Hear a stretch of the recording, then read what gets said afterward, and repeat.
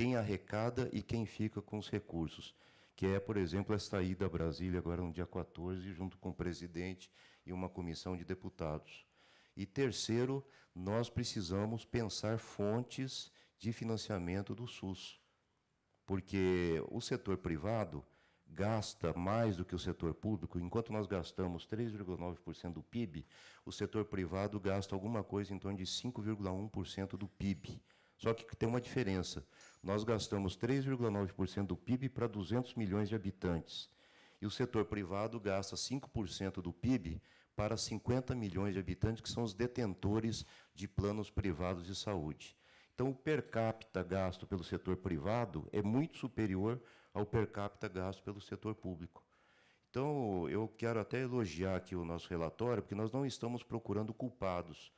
É um relatório eminentemente técnico, que chama atenção para o problema, mostra a complexidade do problema e a necessidade da União, Estados e municípios abrirem um diálogo franco sobre a questão do financiamento da saúde, sobre o grau de responsabilização de cada um, e que a conta não fecha desse jeito. Esse é o problema.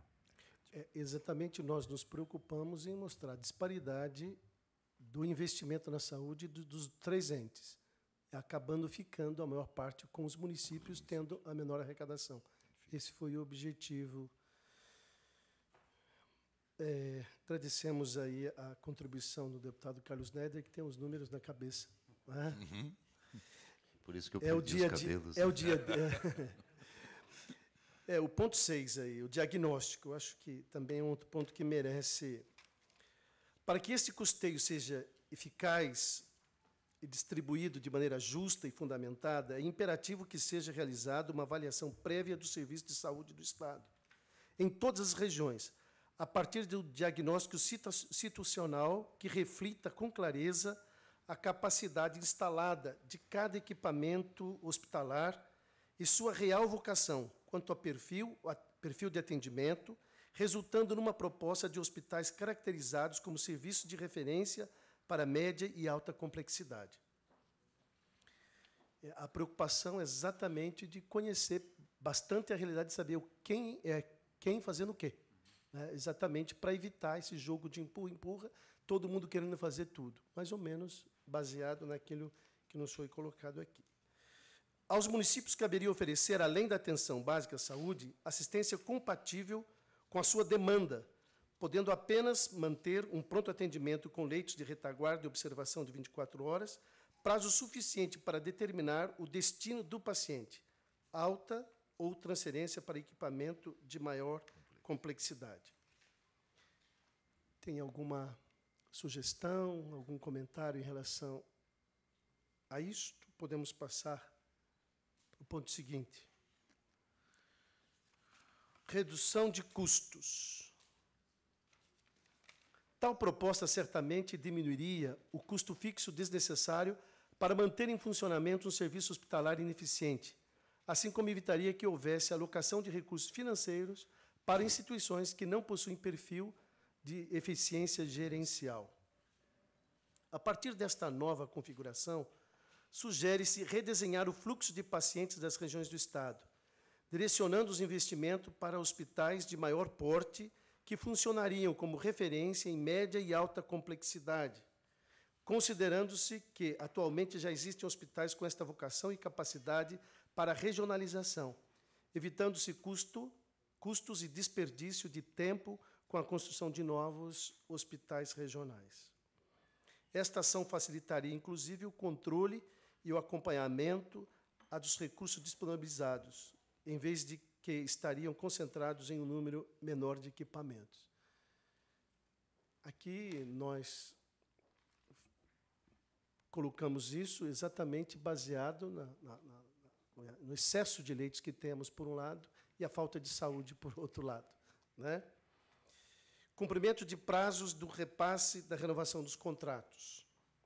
Isso porque existem muitas reclamações das entidades, das Santas Casas, que os contratos feitos com o Estado, com a União, com o Ministério da Saúde, eles não cumprem prazo. Deixam de pagar, às vezes, 3, 4 meses, não tem como fazer planejamento, e aí cria toda uma situação difícil nas finanças desses equipamentos de saúde. Sugere-se também que sejam estabelecidas por parte do Ministério da Saúde e do Estado as datas de repasse dos recursos que sejam agilizadas a renovação contratual de serviços já em funcionamento, permitindo uma capacidade maior de planejamento dos municípios. Atualmente, os pagamentos e as renovações de contratos são feitos de forma aleatória, causando insegurança sobre quando e o que vai ser pago, além dos constantes atrasos e a falta de pagamento, deixando tanto os municípios quanto as Santas Casas em situação difícil e com dívidas que alcançam números que inviabilizam o seu pagamento. Eu tive levando até para a Secretaria de Saúde, recentemente, uma solicitação de 2 Santas Casas e um hospital da nossa região. Não, mas foi pago. Foi pago em agosto, mas e os 4 meses anteriores? Isso, por conta da crise, vocês esquecem. Então, fica realmente difícil as Santas Casas ter saúde financeira por conta disso. Então, acho que nós achamos um ponto bastante importante de ser colocado. Monitoramento sobre a gestão administrativa. Os problemas de gestão também ficaram evidenciados na apuração desta CPI, e o próprio secretário de Saúde, Dr. Davi, afirmou em reunião à Comissão Intergestora e Bipartite, conforme intervenção do deputado Carlos Neder, em 3/9, à comissão, que o mau uso dos recursos não necessariamente ocorre por dolo, mas sim por problemas de gestão, o que é endêmico no Brasil inteiro e não apenas no estado de São Paulo, o que leva algumas Santas Casas a receber mais do que produzem. Isso ocorre porque, salvo algumas exceções, a maioria dos equipamentos de saúde e secretarias municipais é gerida por profissionais nem sempre capacitados na área de administração de saúde pública e hospitalar, o que acarreta na impossibilidade de planejamento com base em prioridades técnicas. Foi aquilo que Alice comentava anteriormente. No seu depoimento, em 29 de setembro, à comissão, o professor Paulo Carrara também chamou a atenção para os problemas que não são apenas de natureza administrativa, ou seja, de reorganização dos processos, das compras e contratos com fornecedores, mas, sobretudo, de gestão clínica e de padronização das técnicas cirúrgicas. É preciso, segundo ele, trabalhar a assistência de forma regionalizada, pois a reorganização no conjunto envolve o conceito de regionalização fundamental para o SUS. É necessário o estabelecimento de indicadores objetivos de desempenho e qualidade padronizados pelo Estado, para auxiliar estes gestores no cumprimento de seu plano operativo e facilitar o controle de acompanhamento sobre os mesmos. Esta medida, no entanto, só será possível se for feita uma análise dos equipamentos existentes para se tratar o perfil de cada serviço, estabelecer o tipo de assistência a ser ofertada por cada município, ou por cada equipamento de saúde. Ainda no aspecto administrativo, caberia a inclusão nas decisões sobre o sistema, a participação dos prestadores, que passariam a ter voz nas definições relacionadas às políticas a serem implementadas. Foi o que eu percebi ouvindo uns 20 ou mais prestadores de serviço. Eles disseram, nós nunca somos ouvidos. As reuniões acontecem entre a DRS e os secretários municipais de saúde. Os prestadores nunca são ouvidos. Quando chega para nós, já chega uma decisão tomada, e, às vezes, vai na contramão daquilo que está acontecendo. Então, a necessidade também da participação dos prestadores nesse item aí. Relevância da assistência primária de saúde. É preciso ampliar o acesso da população e melhorar a qualidade da atenção básica à saúde, evitando os prontos atendimentos que fiquem lotados por motivos desnecessários, ou, pior ainda, quando o problema já se tornou grave e o tratamento mais caro. A assistência prestada pelo Serviço de Atenção Básica à Saúde, por intermédio das unidades básicas de saúde, estratégias de saúde da família e da unidade do pronto atendimento 24 horas, deve ser padronizada com a implantação de protocolos clínicos assistenciais e a exigência de capacitação técnica para efetivar a gestão pública e hospitalar. porque existe muita confusão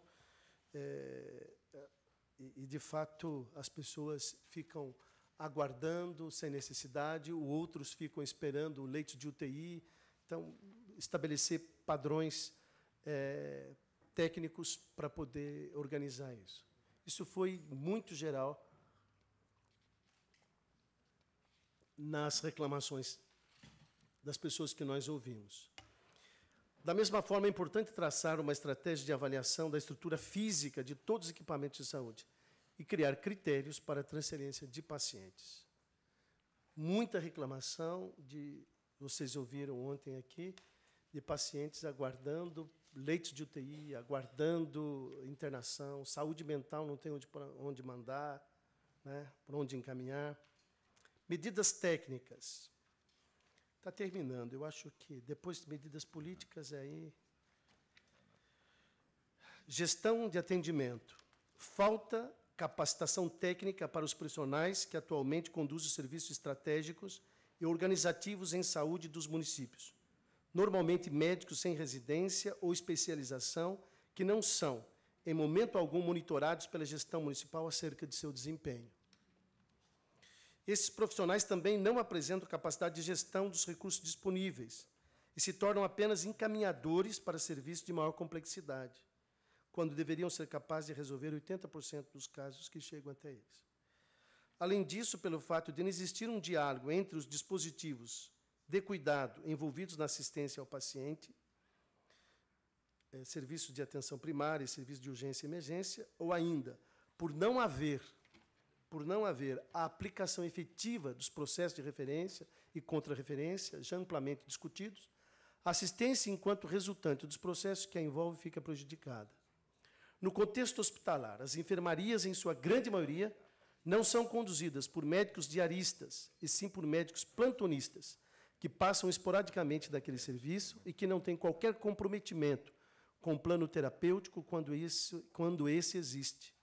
Tal condição explicaria a dificuldade de gestão de leitos, causando a alta taxa de permanência e baixa resolutividade, e também, muitas vezes, a causa de encaminhamentos desnecessários para serviços de maior complexidade.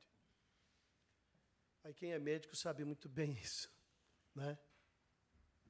Pela ordem, deputado, o senhor vai continuar, certamente, lendo aqui medidas políticas, mas, antes disso, eu queria fazer algumas observações. A primeira delas é cumprimentá-lo, porque o senhor demonstra que realmente esteve debruçado sobre os assuntos tratados nessa CPI e conseguiu enfechar neste relatório a opinião tenho a impressão de que quase todos os deputados componentes desta CPI.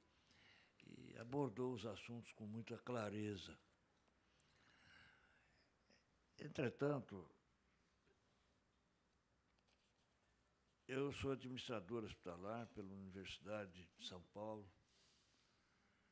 e, desde o tempo que fiz o curso aqui na Faculdade de Higiene, nós lamentávamos da regulamentação, a falta de regulamentação dos repasses dos órgãos, dos entes federados, município, Estado e União. E eu acho que este assunto, com o passar do tempo, ele tornou-se muito explícito. Explícito e, de forma muito clara, a gente pode apontar qual seria a maneira correta,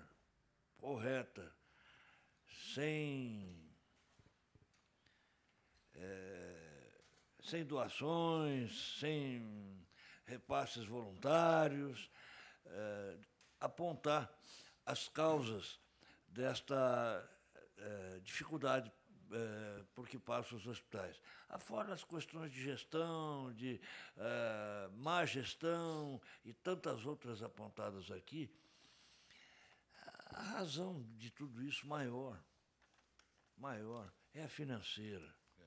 E a financeira está, sobretudo, numa tabela absurda do Sistema Único de Saúde. Não adianta absolutamente nada se nós não denunciarmos esse problema da tabela. E insistirmos muito mais ainda que essa tabela tem que ser revista. É a forma dos hospitais ganharem, receberem honestamente pelos serviços que prestam e assim poderem pagar, acertar suas dívidas, os serviços que prestam. Eu acho que é muito claro a situação do país. Pagando o que pagam nos procedimentos, tanto aos hospitais como aos médicos, não vai ter furo sempre.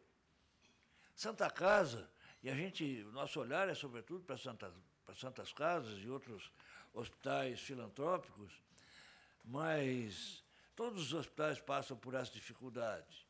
É difícil hoje a gente saber que um determinado hospital vai bem só atendendo o Sistema Único de Saúde. Não vai. Não tem esse hospital. E é a tabela a causa de tudo isso. Quer dizer, tem que rever essa tabela urgente. E a população tem que saber quanto o hospital recebe pelo atendimento.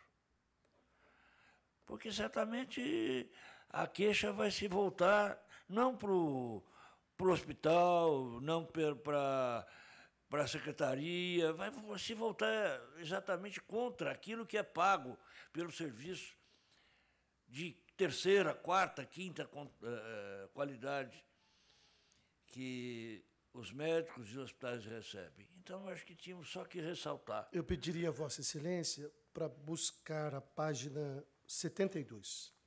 Para ressaltar... Está ressaltado exatamente isso. Solicitar a Presidente da República e ao Ministro da Saúde o reajuste urgente da tabela referência SUS.